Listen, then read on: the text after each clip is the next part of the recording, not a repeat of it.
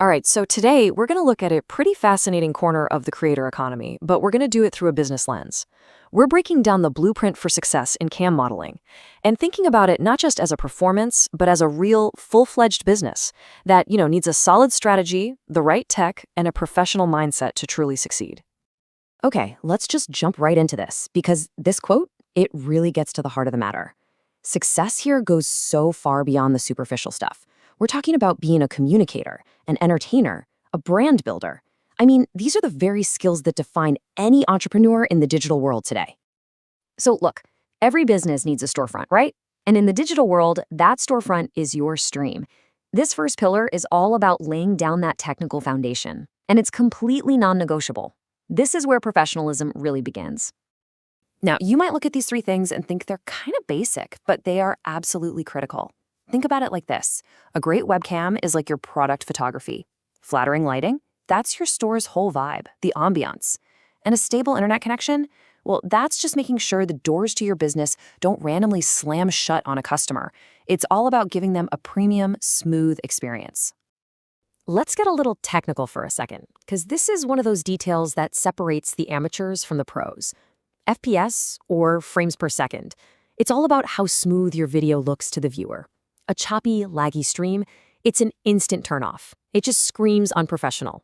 It's kind of like trying to shop in a store with a flickering fluorescent light overhead. It just kills the mood. And that brings us to the magic number 60. Hitting 60 frames per second isn't just a tech spec you can brag about. It's a legitimate business decision. It's the difference between a kind of standard experience and a really premium one. And that level of quality, it subconsciously tells your audience that you're a pro, and that can translate directly to people sticking around longer and higher tips. Okay, so once the tech is all dialed in, we can move on to our second pillar, the art of connection. Because having professional gear is just the beginning. Real success, that comes from building a community, a loyal customer base.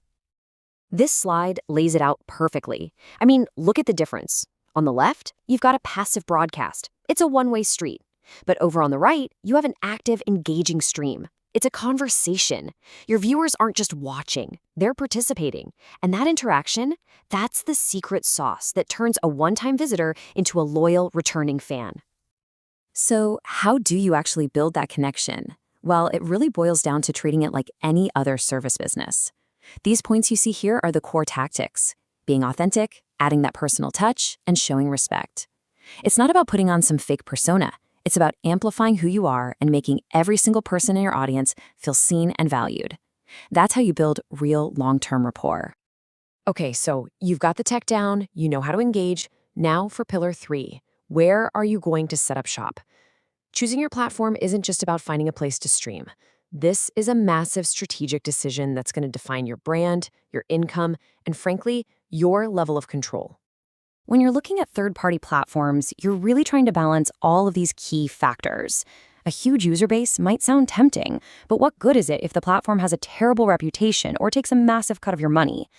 You have to weigh the reach against the revenue share and, maybe most importantly, against the privacy tools they give you. You're not just choosing a website, you're choosing a business partner. But there is another path, and it's a really powerful one: full ownership. Owning your own platform means you're not just a contractor anymore. You are the CEO. You get total control over your content, your branding. You cut out the middleman, which means you keep a much, much larger piece of the pie. This slide right here, this is the ultimate entrepreneurial move in this space. All right, let's move on to our final and, arguably the most important pillar of all, your professional shield. Because let's be real, a sustainable career just isn't possible without protecting yourself and your business. I just want to let this one sink in for a second. Boundaries are not a sign of weakness. They are your single most important business asset, period. They protect your well-being, they define your brand, and they make sure your career can actually last. They are absolutely non-negotiable. So, when those boundaries are inevitably tested, this is the professional game plan. The goal here isn't to get into a fight or win an argument. It's to de-escalate and protect yourself.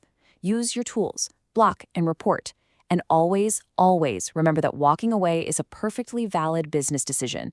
Protecting your own headspace is protecting your business.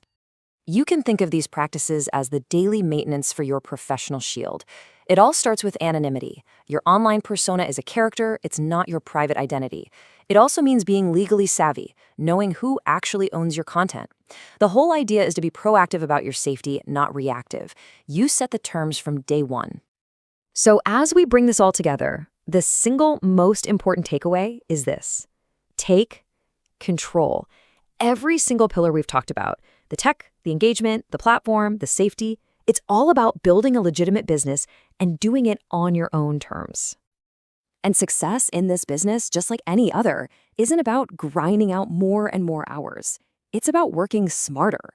It's about making strategic investments in your gear, building a real community, making smart choices about your platform, and fiercely protecting your boundaries. So there you have it. We've laid out the blueprint: the tech, the connection, the platform, and the protection. These are the pillars for any successful digital business, really. The strategy is clear. So the only question left isn't if it's possible to build a professional career in this space, but how are you going to build yours?